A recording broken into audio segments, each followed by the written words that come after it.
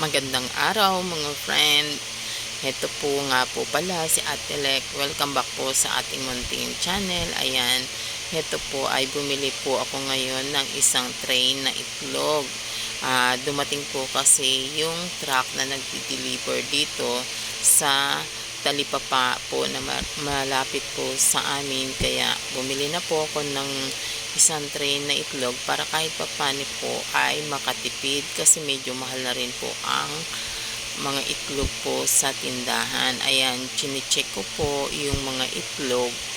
Ayan, itingnan po natin yung ano nga po pala mga friend, yung itlog ay bumibili ako ng isang tray para makatipid po tayo kahit papano. At pag bumili nga po pala kayo ng isang tray ay i-check nyo rin po.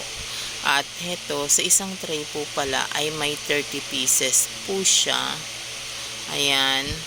At itong mga itlog na to ay inilalagay ko po sa isang lalagyan na may supot na papel. Ayan, inililipat ko po siya.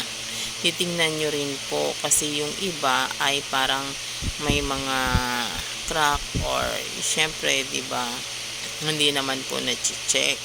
Kaya ayan, lilipat ko po siya sa isang lalagyan dahil dito po sa amin ay napakainit. Kaya para hindi po mabugok po yung ating mga itlog,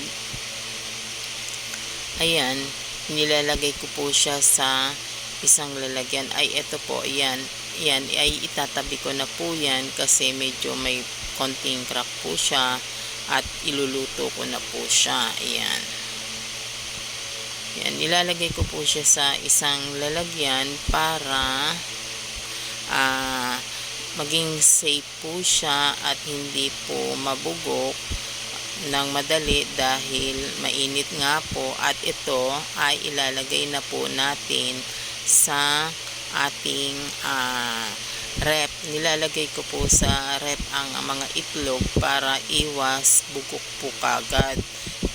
Tumatagal po ang itlog sa loob ng rep. Ayan, at yung mga hindi po natira, ayan, nilagay ko po dito sa likod ng pinto ng ating rep. Yan.